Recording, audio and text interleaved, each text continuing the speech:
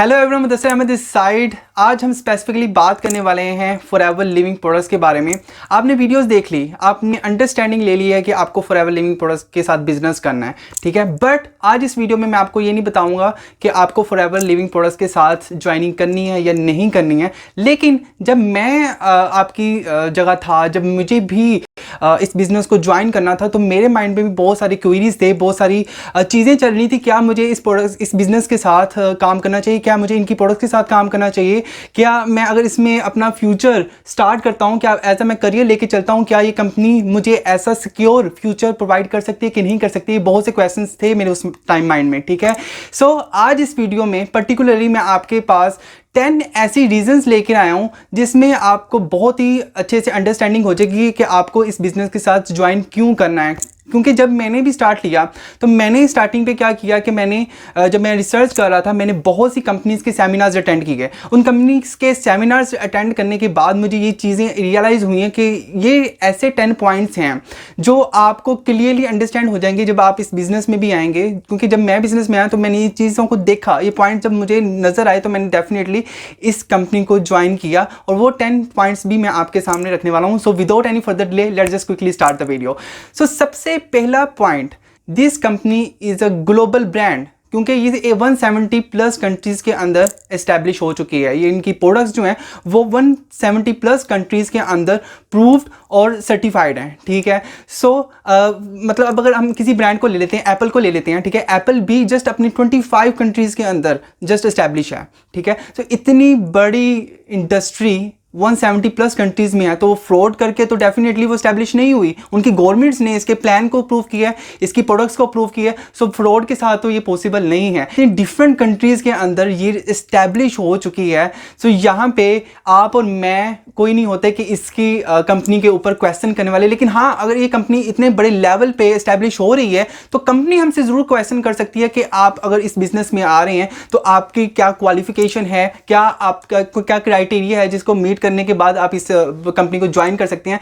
लेकिन अगर आप फॉरएवर को ज्वाइन करते हैं, वहां पे कोई क्राइटेरिया नहीं है। ये कंपनी आपको खुले दिल से वेलकम करती है कि आइए, जो चीज़ आप यहां से हमसे सीखना चाहते हैं, हम आपको वो सारी चीज़ें प्रोवाइड करेंगे, हम आपको वो सारा बिजनेस सेटअप प्रोवाइड करेंगे जिसके लिए आप हमारे साथ ज्वाइन करना चाहते हैं, ठीक है। सो नेक्स्ट पॉइंट बात कर लें कि ये कंपनी 43 ईयर्स से पूरी वर्ल्ड के अंदर 170 प्लस कंट्रीज़ के अंदर स्टैब्लिश हो रही है, राइट। सो मैंने बचपन में एक कहावत सुनी थी कि एक छोटे टाइम के लिए बहुत बड़ी ऑडियंस को बेवकूफ़ बनाया जा सकता है। बहुत छोटे टाइम के लिए, हफ्ते 10 दिन के लिए, 2 हफ्ते के लिए जो है, बहुत ज़्यादा ऑडियंस को बेवकूफ़ बनाया जा सकता है, राइट। सो बहुत ज़्यादा टाइम के लिए बहुत कम ऑडियंस को भी बेवकूफ़ बनाया जा सकता है। क्या कोई ऐसा कंपनी, कोई ऐसी इंडस्ट्री है कि बहुत टाइम के लिए बहुत से लोगों को वो बेवकूफ़ बनाया जा सके, ठीक है। अगर मैं फॉरएवर की बात करूं, सो 43 ईयर्स से 170 कंट्रीज़ को बेवकूफ़ बनाना, इज इट पॉसिबल, ठीक है। सो आपसे मेरा क्वेश्चन है कि आप कमेंट सेक्शन में मुझे बता सकते हैं कि इतनी देर से ये बिजनेस चल रहा है, इतने कंट्रीज़ में इस्टेब्लिश हो चुका है, तो इतने कंट्रीज़ को बेवकूफ़ बनाना, is it possible, right. So next बात कर लेते हैं कि कंपनी ने, फॉरएवर ने जो है वो 25,000 का टर्नओवर जनरेट किया है, राइट। 25,000 का जो टर्नओवर है उसमें कंपनी ये भी क्लेम करती है कि 70% से ज़्यादा का वो जो कमीशन है वो डिस्ट्रीब्यूट कर देती है मार्केट में। सो आपको यहाँ पे ये चीज़ अंडरस्टैंड करने की ज़रूरत है, जहाँ पे अगर 25,000 करोड़ का टर्नओवर, और बहुत से व्यूवर्स यहाँ पे जीरो गिनते रह जाएंगे कि कितने जीरो होते हैं, लेकिन डेफिनेटली ये एग्जैक्टली कंपनी का टर्नओवर है। आप रिसर्च करोगे, आप you will be wonder to see कि इतना बड़ा टर्नओवर जो है ना वो फॉरएवर ने क्रिएट किया है। तो इट मीन्स कि वहाँ पे प्रोडक्ट्स की डिमांड है, वहाँ पे वर्ल्ड वाइड इनकी प्रोडक्ट्स जो है वो उनकी प्रोडक्ट्स बिकती हैं, राइट। तो तभी इतना बड़ा बिजनेस हो रहा है, राइट। सो नेक्स्ट पॉइंट पे बात कर लेते हैं कि 3000 प्लस परचेज्ड ऑफिसेज हैं फॉरएवर के, 3000 से ज़्यादा परचेज ऑफिसेज हैं, राइट।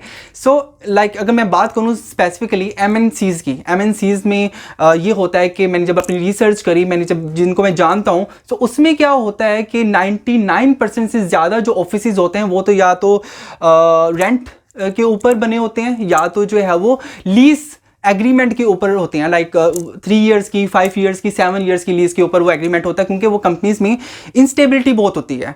लाइक कि हम अगर अपनी मार्केट में आ रहे हैं तो हमें नहीं पता कि कंपनी चल पाएगी कि नहीं चल पाएगी, ठीक है, हमारी कंपनी डूब तो नहीं जाएगी, तो इस वजह से वो परचेज नहीं करते, वो लीज के ऊपर या रेंट के ऊपर जो है कुछ टाइम के लिए वो कंपनीज अपने आप को रजिस्टर करवा लेती हैं मार्केट के अंदर, हो रहा है। लेकिन यहाँ पे फॉर एवर के 3000 से ज़्यादा के परचेज ऑफिसेज हैं world wide. We need to understand that कि अगर फॉर एवर किसी कंट्री में, किसी सिटी के अंदर आ रही है तो डेफिनेटली उस कंट्री में अपने बिजनेस के लिए आ रही है। उसको 100% श्योर है कि अगर मैं इस कंट्री के अंदर आ रही हूँ तो मैंने अपना बिजनेस करना है। उसको अपनी प्रोडक्ट्स के ऊपर, उसको अपने प्लान्स के ऊपर, उनको अपनी ब्रांड के ऊपर बेसिकली इतना ज़्यादा जो है वो कॉन्फिडेंस है कि वो अपनी फॉर एवर जो है ना, वो कोई भी रेंट के ऊपर या लीज के ऊपर अपना ऑफिस नहीं बनाती, बल्कि वो अपने परचेज ऑफिस के ऊपर काम करती है, राइट।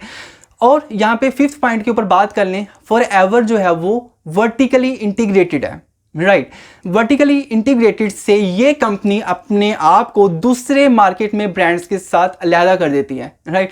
क्योंकि बहुत से ब्रांड्स ऐसे हैं, मैं यहाँ पे नाम नहीं लूँगा क्योंकि किसी तरह की मैं कंट्रोवर्सी क्रिएट नहीं करना चाहता। सो बहुत से ब्रांड्स ऐसे हैं जिनके मैन्युफैक्चरर्स कोई और हैं लेकिन मार्केटिंग डिपार्टमेंट कोई और है, मार्केटिंग करने वाली कंपनीज और हैं, मैन्युफैक्चर करने वाली कंपनी कोई और है, ठीक है। उनके ऊपर लेबल्स लगा के वो मार्केट कर रही हैं। सो इसी वजह से बहुत से ऐसे ब्रांड्स हैं जब वो क्वालिटी चेकअप के लिए जाते हैं तो वहाँ पे लेबोरेटरीज के अंदर वो फेल हो जाते हैं, जस्ट बिकॉज उनको पता ही नहीं है कि उनके प्रोडक्ट के अंदर है क्या, राइट। वो कौन सी क्वालिटी जो है वो लोगों को प्रोवाइड कर रहे हैं, इधर इट इज़ यूजफुल और नॉट, राइट, उनको पता ही नहीं है, ठीक है। लेकिन यहाँ पे फॉर एवर वर्टिकली इंटीग्रेटेड है, मैन्युफैक्चरिंग से लेके, लेबलिंग से लेके, पैकेजिंग, ट्रांसपोर्टेशन, 170+ कंट्रीज के अंदर डिलीवर करने तक हर चीज़ का कंट्रोल जो है वो फॉर एवर ने अपने हैंड्स में लिया हुआ है, ताकि वो इस चीज़ को इंश्योर कर पाए कि उनकी जो प्रोडक्शन, मतलब उनकी जो प्रोडक्ट्स हैं वो मैन्युफैक्चरिंग से लेके कंज्यूमर तक जो है वो उनको पता है कि वो कैसे पहुंच रही हैं और वो क्वालिटी डिलीवर कर रहे हैं।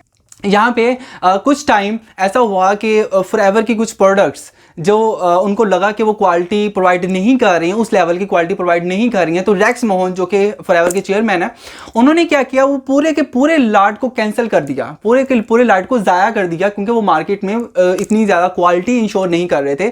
सो उन्होंने दोबारा से उसके ऊपर काम किया, अपनी लेबोरेटरीज में उन चीज़ों के ऊपर टेस्टिंग वगैरह की, तो दोबारा से वो उन चीज़ों को प्रोड्यूस किया।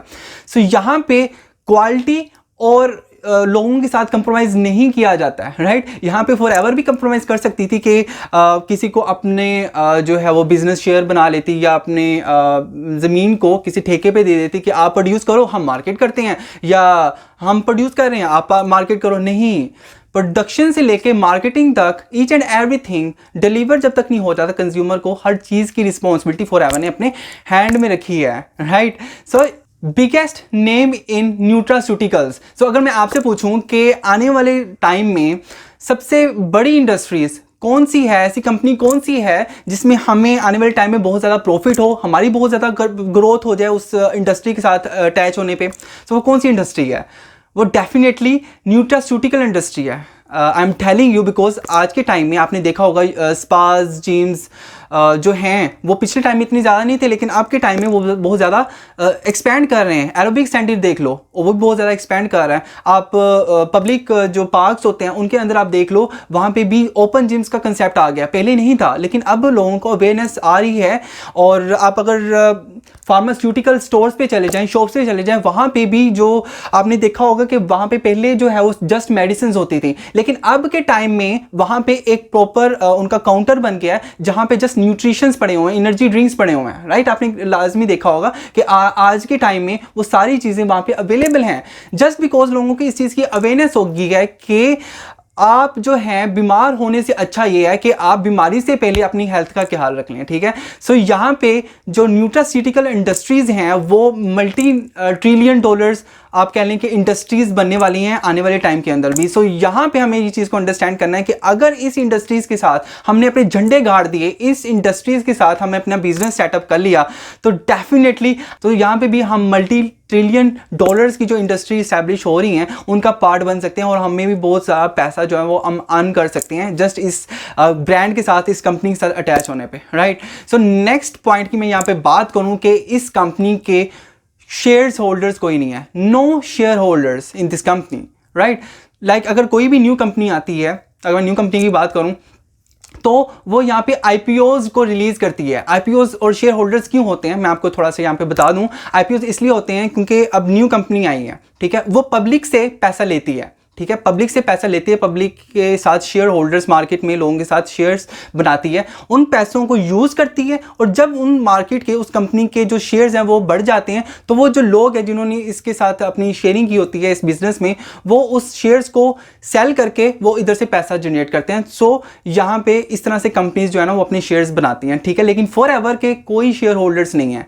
सो इस वजह से हमारी जो मार्केट के अंदर, हमारी इकोनॉमी के अंदर जो भी चेंजेस होते हैं, जो भी इवन के डिजास्टर्स होते हैं, व्हाटएवर, कंपनी को उसको 0% इफेक्ट होता है, कोई इन्फ्लुएंस नहीं होता है उस कंपनी के ऊपर, राइट, क्योंकि कोई शेयर होल्डर नहीं है। तो कंपनी को सिंगल बंदा, सिंगल इंडिविजुअल जो है वो रन कर रहा है, राइट, इसके कोई शेयर होल्डर्स नहीं है। सो नेक्स्ट पॉइंट की मैं बात करूं, हमारी जो फॉरएवर कंपनी है वो फॉर्च्यून 500 के अंदर लिस्ट है। फोर्ब्स जो है वो हर साल जो है वो कंपनीज की लिस्ट निकालता है जो फास्ट ग्रोइंग है, इंटरनेशनली जो फास्ट ग्रोइंग कंपनीज हैं, जिनकी ग्रोथ बहुत तेजी से हो रही है, उन कंपनीज के अंदर हमारी फॉरएवर कंपनी लिस्टेड है। सो इतनी बड़ी इंडस्ट्री, इतनी जल्दी से जो ग्रोथ हो रही है 170+ कंट्रीज में, सो हमें ये चीज़ को अंडरस्टैंड करना है कि कितनी जल्दी से हम इस बिजनेस को स्टार्ट कर सकते हैं ताकि हम भी उस ग्रोथ का पार्ट बन सकें।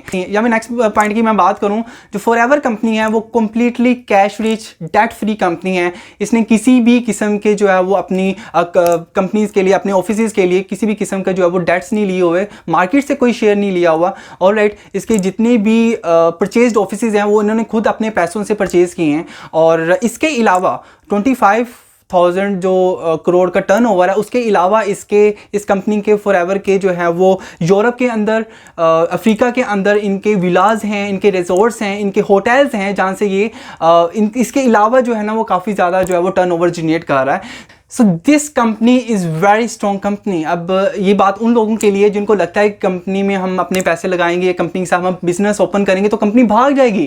कंपनी, मैं कहता हूँ कंपनी ऑलरेडी भाग रही है और बहुत तेज़ी से भाग रही है। और आप भी अगर अपनी लाइफ के अंदर अपने बिजनेस में ग्रोथ लेना चाहते हो, सो आपको भी इस कंपनी में जब आप आते हो तो आपको भी भागना पड़ता है उस रफ्तार से जिस रफ्तार से फॉरएवर जो है 170+ कंट्रीज के अंदर भाग रहा है। Alright, so this was all for today's video. अब आप लोगों को ये डिसाइड करना है कि इस कंपनी के बारे में आपको मजीद जानना है, मजीद नॉलेज लेनी है आपको इस कंपनी के साथ काम करने के लिए, और किस तरीके से आपको इस बिजनेस के साथ काम करना है, और कितनी जल्दी से आपको इस बिजनेस के अंदर इन होना है ताकि आप भी उस लेवल की ग्रोथ ले पाओ, आप भी स्टार्ट कर पाओ, क्योंकि दुनिया भरी पड़ी है। अभी दुनिया में बहुत ज़्यादा पोटेंशियल है कि वो इस बिजनेस को अभी स्टार्ट कर पाए। सो आपको अभी से स्टार्ट करना है ताकि आप उस जो है वो ग्रोथ का पार्ट बन पाओ। So this was all for today's video. अभी मैं आपको इस वीडियो के बाद एक वीडियो शेयर करने वाला हूं जिसमें जब 170 कंट्रीज के डिस्ट्रीब्यूटर्स जो इनके यूजर्स हैं वो जब इकट्ठे होते हैं एक छत के नीचे, जब वो कहते हैं forever is the best company, तो तब उस चीज़ की जो वैल्यू है वो शायद मैं आपको इस वीडियो में ना दिखा पाऊँ, लेकिन मैंने ट्राई ज़रूर करा है कि आपको इस वीडियो में मैं सारे पॉइंट्स को दिखा पाऊँ। लेकिन उस वीडियो के अंदर भी आपको जब दिखेगा बहुत सारे लोग जब इस चीज़ को एक छत के नीचे जो है वो अपनी मोहब्बत का, अपनी जो है वो इसके साथ कुर्बत का इजहार कर रहे होंगे, तो डेफिनेटली आपको उसकी एक्चुअल इंपॉर्टेंस का जो है वो तब रियलाइज होगा। So see you all, this is Mudassir signing off, till the time take care, अल्लाह हाफिज़। I got facts over tracks, isn't that spitting slow, spitting fast, I could roast, I could gas, think I'm okay at last, but I don't know if that can erase all the past and the pettiness, a reflection of the emptiness, hilarious, you think you're worth my time, you're delirious, mysterious, because you hide behind a fake exterior, inferior, you know I'll always be a bit superior, get off of me, this ain't no humble brag, I want you to hear words, you can say them back, I want you to feel free from the chains at last, and to believe in what you got, it was built to last, yeah. Now that I've been put through hell, I never got anyone's help, I had to do it all myself.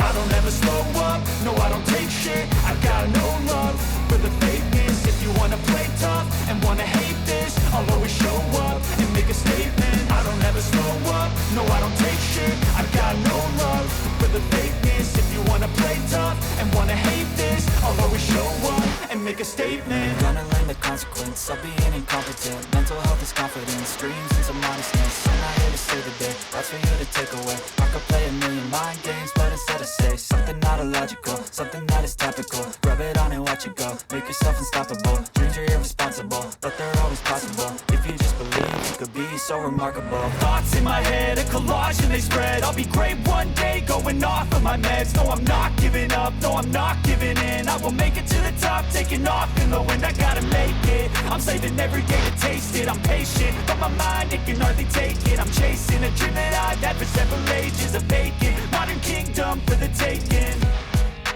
Now that I've been put through hell, I never got anyone's help. I had to do it all myself. I don't ever slow up, no I don't take